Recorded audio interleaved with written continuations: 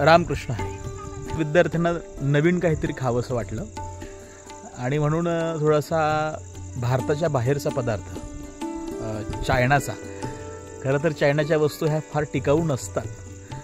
त्याची खाद्यसंस्कृती ही फार स्पायसी आहे. पण तरीसुद्धा विद्यार्थी आहेत, लहान आहेत आणि ॲडव्हान्स आहेत आता पुढची पिढी. त्याच्यामुळे त्यांना थोडं जरा चटकफटर खायला आवडतं.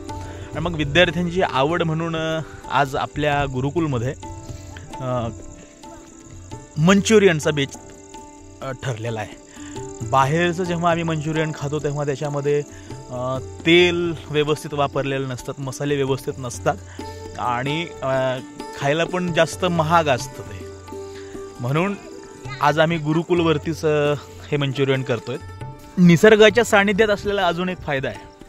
असं काहीतरी छान करायचं म्हटलं की मस्त सुंदर आभाळ आहे, आकाशातली सगळी चांदणी आहेत आणि त्यांच्या उपस्थितीमध्ये अशा नयनरम्य या वातावरणामध्ये चूल करून त्याच्यावर ही चूल पेटवलेली आहे, त्याच्यावर कढाई ठेवून आणि अस्सल गावरान पद्धतीने चुलीवर सगळं तळायचं आहे. आत्ता मी तळायला बसलो इथं, जाऱ्या वगैरे घेतलंय. आता विद्यार्थी गोल गोल असे ते गोळे करतायत मंचुरियन.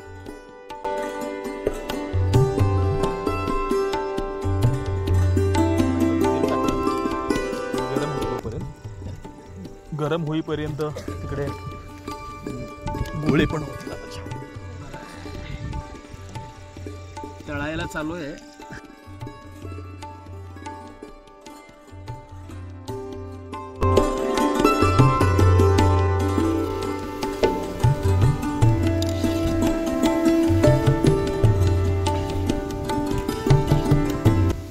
तर आत्ता तयार होत आहे. मस्त फ्राय झाले.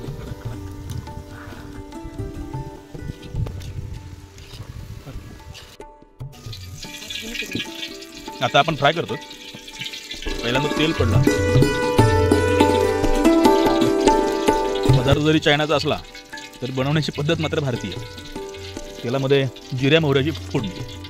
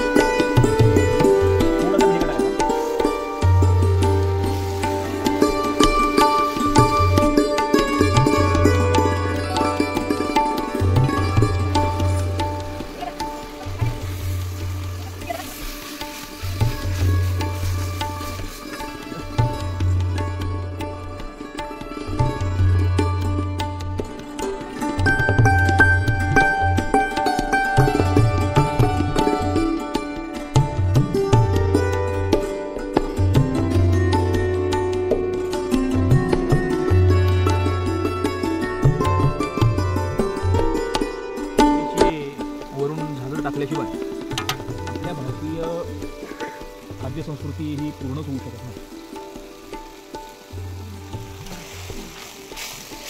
आता हे खाण्यासाठी रेडी आहेत. आपण बघूयात टेस्ट. काय देखील उपाय याचा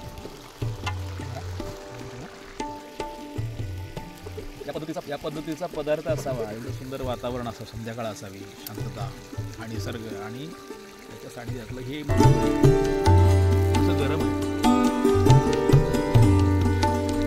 विद्यार्थी आहेत लहान आणि त्यांच्या हे जर मोठं केलं गोळे तर ते खाण्यासाठी त्रासदायक होतील म्हणून जाणून बुजून थोडेसे लहान लहान केलेले आहेत मंचुरियन. खायला मजा येते, कडकपणा जास्त येतो याच्यामध्ये. वा वा